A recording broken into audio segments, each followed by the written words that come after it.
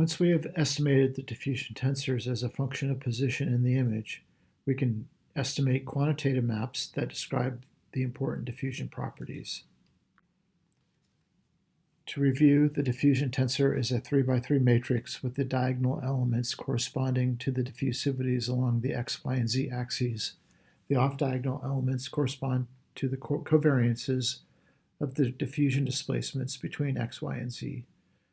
One issue here is that the diffusion tensor will change if the head is rotated differently in space, and so that these measures are rotationally variant. This means that if a person is scanned more than once and their head is rotated, the diffusion tensor maps will be different. Thus, we need to generate maps that provide information that will be invariant to rotation. The distribution of three-dimensional diffusion displacements is characterized by a 3x3 diffusion tensor. The tensor describes both the lengths of the ellipsoid axes and the orientation. A property of tensors is that they can be diagonalized, leaving only three non-zero elements along the main diagonal of the tensor, the eigenvalues lambda 1, lambda 2, and lambda 3, which reflect the size of the ellipsoid, and the three eigenvectors, which reflect the orientation of the ellipsoid axes in 3 dimensions. The orientation of the principal eigenvector is assumed to reflect the local white matter fiber orientation and may be color-coded voxel by voxel, as we will describe later. An important property of the eigenvalues of the diffusion tensor is that they are rotationally invariant, which means that they will generate nearly identical measures independent of the head orientation in the scanner. Typically, the eigenvalues are sorted from largest to smallest, lambda 1 being the largest and called the major eigenvalue, is in the direction parallel to the white matter fibers. Lambda 2 is the medium eigenvalue, and lambda 3, the smallest, is the minor eigenvalue. In white matter, lambda 2 and lambda 3 are often assumed to be perpendicular to the white matter tracks. These maps illustrate that lambda 1 appears bright in white matter and generally dark in lambda 2 and lambda 3. The eigenvalues in gray matter are quite similar. The mean diffusivity maps on the right is the average of the eigenvalues and has relatively flat contrasts across the brain in gray matter and white matter. An important measure in the diffusion tensor imaging is the trace of the diffusion tensor.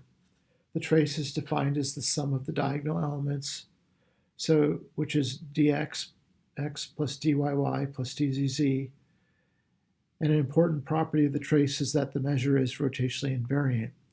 This means that the sum of the eigenvalues is also equal to the trace of the diffusion tensor. The mean diffusivity, which is the image on the right, is simply 1/3 of the trace of the diffusion tensor.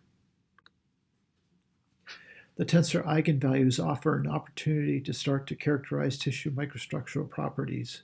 In white matter, the major eigenvector is assumed to be parallel to the white matter fibers and is sometimes referred to as the axial diffusivity.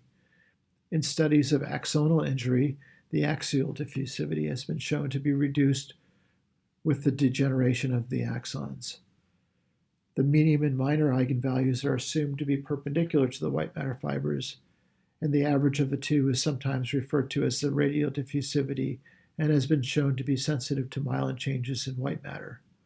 Lower radial diffusivity is sometimes associated with greater myelination. The overall average or mean diffusivity is the magnitude of water diffusion in tissues and is modulated by the density of tissue microstructure. In general, lower mean diffusivity corresponds to more dense tissues. The most widely used and possibly overused measure of the diffusion tensor is the fractional anisotropy, or FA, which is a weighted and normalized measure of the variance across the eigenvalues. The FA ranges from 0 to 1, with 0 corresponding to isotropic diffusion, such as found in gray matter, which means that the diffusion is equal in all directions. and FA of 1 is highly anisotropic, corresponding to diffusion being highly directional. In general, the FA of white matter is hyperintense relative to that of gray matter. FA is analyzed in nearly all DTI studies because it is extremely sensitive to microstructural changes. However, it should be interpreted with some caution as the biological specificity of FA changes is quite poor. So in summary, from our diffusion tensor study, we can estimate the eigenvalues, which are the lengths of the principal axes of the diffusion tensor displacements. The largest distance is the parallel or axial diffusivity, which may be modulated by axonal degeneration. The perpendicular or radial diffusivities appear to be modulated by myelination in white matter. The average of the eigenvalues is the mean diffusivity, which is modulated by the density of the tissues. Finally, the variance of the eigenvalues is the diffusion anisotropy, which is sensitive to changes along any of the principal axes and is a sensitive marker of microstructural changes in white matter. Thus, from a single diffusion tensor imaging study, we can generate a range of complementary maps that describe the microstructural properties of the tissue. These maps include the fractional anisotropy, where white matter appears to be bright, and mean diffusivity, which is related to the density of the tissue. And in addition, also the axial and radial diffusivities as shown on the right. Finally, the orientation of the diffusion tensor eigenvectors provides interesting information about the orientation of the white matter fibers.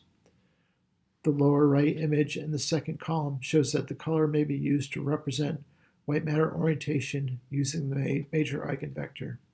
Here, red indicates the fibers in the right to left direction. Green are fibers in anterior-posterior, and blue are fibers in the inferior to superior direction. This directional information will be used to estimate structural connectivity patterns with tractography, which we will review later in the semester.